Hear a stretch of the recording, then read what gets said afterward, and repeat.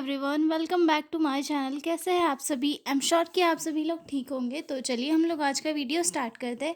आज के वीडियो में हम इन्फेक्शन और इन्फ्लामेशन वाला क्वेश्चन डील करेंगे जो प्रीवियस ईयर में पूछा गया था 5 नंबर में। तो जो लोग भी चैनल पर नए हैं वो लोग चैनल को सब्सक्राइब कर ले, वीडियो को लाइक करें और अपने दोस्तों के साथ शेयर ज़रूर करें। और हाँ, PDF नोट्स चाहिए हो तो मेरे डिस्क्रिप्शन में जो मेल दिया है उस पर कॉन्टैक्ट करके आप लोग PDF नोट्स ले सकते हो। तो चलिए हम लोग स्टार्ट करते हैं इन्फेक्शन से कि इन्फेक्शन है क्या।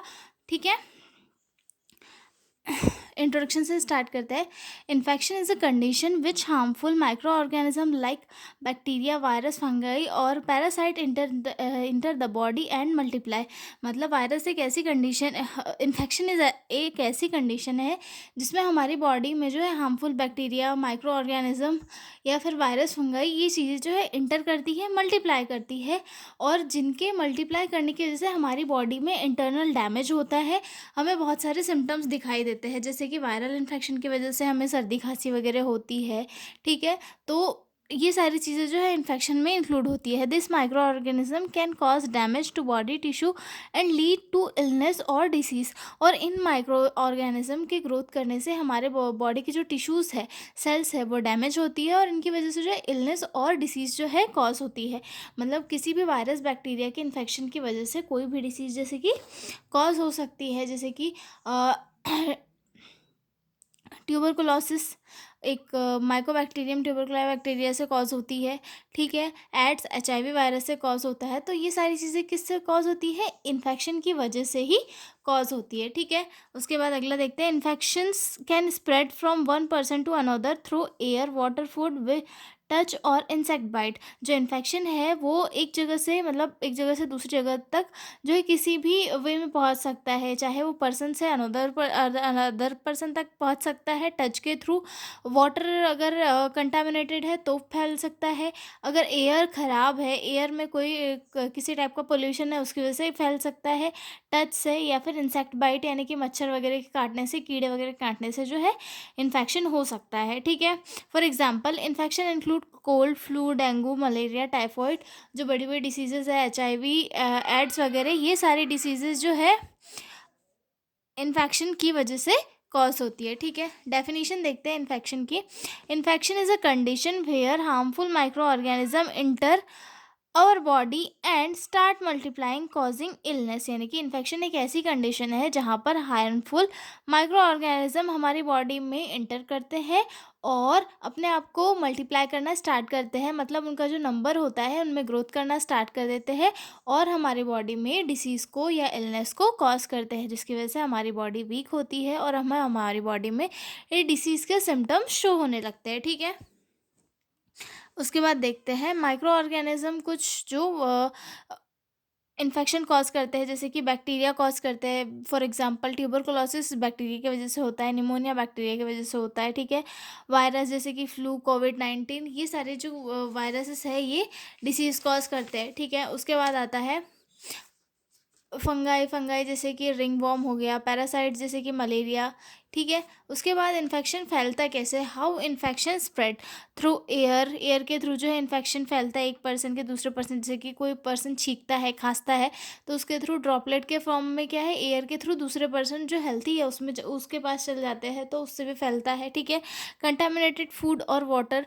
कंटामिनेटेड फूड और वाटर में अगर ज़्यादा टाइम का वाटर जमा हुआ रहता है या फिर फूड ख़राब हो गया है तो उसमें क्या है, वायरस, बैक्टीरिया जो है ग्रोथ करने लगते हैं और उसी जो कंटामिनेटेड फूड है उसे हम लोग खा लेते हैं तो उसकी वजह से भी हमारी बॉडी में जो है इलनेस कॉज हो जाती है। फूड पॉइजनिंग वगैरह इसके कॉमन एग्जाम्पल है। ठीक है, dirty hand and surface. Dirty hand यानी कि गंदे हाथ, हम कहीं भी किसी भी सरफेस को हाथ लगा देते हैं फिर हम उसी हाथ से खा लेते हैं या उसे अपनी आँखों में, नाक में डाल लेते हैं या फिर जो है मुंह में टच कर लेते हैं, लिप पे टच कर लेते हैं तो जिसके थ्रू क्या होता है, वो वायरस, बैक्टीरिया हमारे बॉडी के अंदर चले जाता है और अंदर जाके वो मल्टीप्लाई करने लग जाता है। ठीक है, इंसेक्ट बाइट यानी कि मच्छर हो गया, मक्खियाँ हो गई, कुछ कीड़े हो गए, इनके काटने की वजह से भी जो है इन्फेक्शन कॉज होता है या इन्फेक्शन फैलता है। ठीक है, from one person to another person. One person से अनदर पर्सन कैसे? जैसे कि HIV एड्स हो गया, ये सेक्सुअल कॉन्टैक्ट के कारण एक पर्सन से दूसरे पर्सन में फैलते हैं।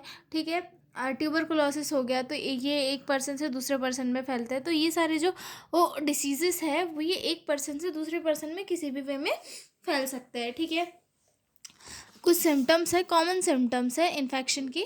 ठीक है, जिसमें फीवर आता है। ठीक है, क्योंकि आउटर बैक्टीरिया जब हमारी बॉडी में एंटर करेगा तो हमारा जो इम्यून है वो उससे लड़ेगा, तो उसके रिस्पॉन्स में फीवर होगा, वीकनेस होगी। वीकनेस क्यों होगी? क्योंकि हमारी बॉडी के अंदर की सेल्स है जो वो वीक कर देगा वायरस या बैक्टीरिया। ठीक है, पेन और swelling at the infection area, pain होगा, पर्सन को स्वेलिंग आ जाएगी इन्फेक्टेड एरिया में, क्योंकि वहाँ पर जो है हमारा इम्यून रिस्पॉन्स कर रहा होता है, उस आउटर बैक्टीरिया से लड़ रहा होता है उसकी वजह से। ठीक है, पस और डिस्चार्ज, डब्ल्यूबीसी वगैरह इकट्ठा हो जाती है जिसकी वजह से पस डिस्चार्ज वगैरह देखने के लिए मिलता है। ठीक है, समटाइम्स वोमिटिंग और डायरिया, जैसे कि अगर फूड पॉइजनिंग वगैरह हो रहा है, हुआ है पेशेंट को, तो उस कंडीशन में जो है वोमिटिंग या डायरिया देखने के लिए मिल सकता है। ठीक है, एग्जाम्पल इन्फेक्शन के क्या है? कॉमन कोल्ड है स्किन इन्फेक्शन है, यूरिनरी ट्रैक्ट इन्फेक्शन है, टाइफॉइड है, डेंगू है।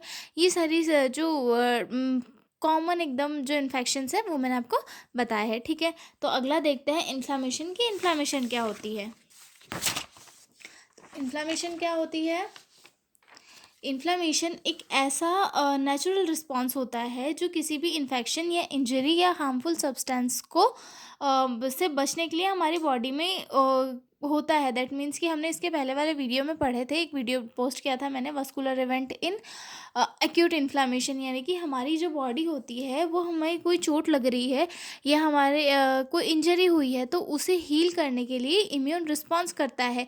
हमारी बॉडी का जो प्रोटेक्टिव मैकेनिज्म है वो वहाँ पर जाके वर्क करता है, जिसकी वजह से इन्फ्लामेशन कॉज होती है। ठीक है, inflammation is the body's natural response to infection, injury और हार्मफुल सब्सटेंस। यानी कि इन्फ्लामेशन हमारी बॉडी का एक नेचुरल रिस्पॉन्स है किसके अगेंस्ट?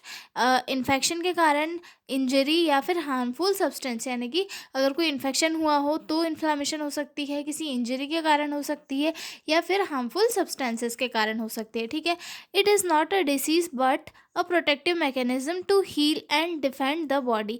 यानी कि ये कोई डिसीज़ नहीं होती है, इन्फ्लामेशन कोई डिसीज़ नहीं होती है, लेकिन ये एक टाइप का जो प्रोटेक्टिव मैकेनिज्म होता है हमारी बॉडी का, उस अपने आप को हील करने का और बॉडी को बचाने का। ठीक है, the main sign of inflammation are redness, swelling, heat, pain and sometimes loss of function.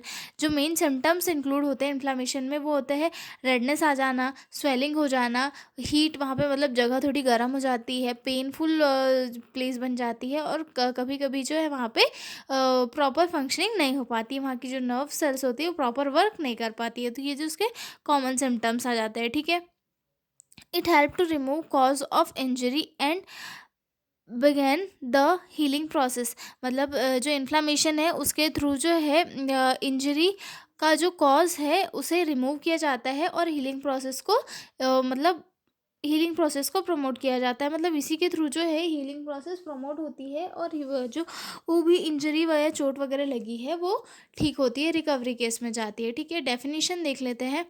Inflammation is the body's natural response to injury, infection और irritation. It is not a disease but protective reaction.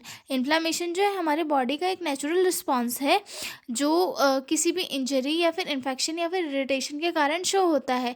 ये किसी भी type की कोई disease नहीं होती है, लेकिन ये हमारे बॉडी का जो है प्रोटेक्टिव रिएक्शन है जो हमारी बॉडी को हील करने की तरफ प्रमोट करता है। ठीक है, इन्फ्लामेशन में कितनी स्टेजेस थी? वस्कुलर इवेंट्स में हमने क्या देखा था, उसकी स्टेजेस थी, जैसे कि वैसोडाइलेशन थी फर्स्ट स्टेज, जिसमें कि ब्लड वेसल्स जो है चौड़ी हो जा रही थी, वहाँ पे रेडनेस और हीट हो जा रही थी। ठीक है, उसके बाद जो वस्कुलर परमेबिलिटी थी वो इंक्रीज़ हो गई थी, जिसकी वजह से जो फ्लूइड और प्रोटीन वगैरह थे वो उससे लीक हो गए थे। उसके बाद जो वो ब्लड फ्लो है वो स्लो हो जाता है, क्योंकि जो फ्लूइड और वहाँ पे जो भी प्रोटीन्स है वो ब्लड से निकल जाते हैं, तो जो ब्लड फ्लो है वो स्लो हो जाता है। फिर डब्ल्यूबीसी जो है आउटर वॉल की तरफ निकलने लगती है। जब आउटर वॉल की तरफ निकलती है तो फिर उसके बाद आता है मर्जिनेशन। मर्जिनेशन यानी कि जो ब्लड वेसल्स में डब्ल्यूबीसीज फंसने लगती है। फिर रोलिंग एंड अधेशन, यानी कि इसमें जो है डब्ल्यूबीसीज उसके बाहर निकलने के लिए और ज़्यादा अंदर जाने लगती है। ठीक है, उसके बाद आता है ट्रांसमाइग्रेशन। ट्रांसमाइग्रेशन में जो डब्ल्यूबीसी जो है अ, वो जो आर्ट्रियोल है उसकी वॉल को क्रॉस करके जो है जहाँ पे हीलिंग वाली, जहाँ पे जो भी इंजरी लगी है वहाँ पर चले जाती है, और जो है केमिकल सिग्नल्स को जो है फॉलो करके वो इंजरी वाली प्लेस तक पहुंच के इंजरी को ठीक करने में लग जाती है। ठीक है, तो ये थी हमारी इन्फ्लामेशन में एक्यूट इन्फ्लामेशन की वस्कुलर इवेंट्स। ठीक है, तो उसके थ्रू जो है मतलब ये एक ऐसी प्रोसेस होती है जिसके थ्रू इन्फेक्शन को ठीक किया जाता है या फिर इलनेस को ठीक किया जाता है। ठीक है, पर्पस क्या है इसके? To remove cause of damage, to repair the tissue. ठीक है, अगला पॉइंट देखते हैं इसमें। मेन साइन ऑफ इन्फ्लामेशन जिसमें आती है रेडनेस आ जाती है, स्वेलिंग हो सकती है पेशेंट को, हीट हो सकता है मतलब जगह गर्म हो सकती है, पेन होता है, लॉस ऑफ फंक्शन भी हो सकता है। ठीक है, कॉजेस ऑफ इन्फ्लामेशन की किस वजह से इन्फ्लामेशन कॉज होती है? तो इन्फेक्शन की वजह से हो सकती है, वायरस बैक्टीरिया की वजह से। ठीक है, इंजरी की वजह से, कट या फिर बर्न या फिर ट्रॉमा की वजह से हो सकती है, ऑटो इम्यून डिसीज जैसे कि रेमेटॉइड अर्थराइटिस की वजह से हो सकती है, केमिकल और टॉक्सिन्स की वजह से हो सकती है। ठीक है, उसके बाद टाइप ऑफ इन्फ्लामेशन की किन किन टाइप की इन्फ्लामेशन होती है? तो सबसे फर्स्ट आती है इसमें एक्यूट इन्फ्लामेशन, देन आती है क्रोनिक इन्फ्लामेशन। एक्यूट जो शॉर्ट टर्म के लिए होती है और थोड़ी जल्दी चले जाती है, जैसे कि थोड़े से घाव पे आ गई या फिर जो है सॉर थ्रोट के टाइम पे आ गई। ठीक है, क्रोनिक इन्फ्लामेशन है कि लॉन्ग टर्म होती है, ये स्लो आती है और स्लो जाती भी है, जैसे कि अर्थराइटिस में या फिर अस्थमा में। ठीक है, तो ये देखिए हमने हमारे क्वेश्चन इन्फ्लामेशन एंड इन्फेक्शन। तो मिलते हैं अगले वीडियो में एक नए क्वेश्चन के साथ, तब तक के लिए बाय बाय।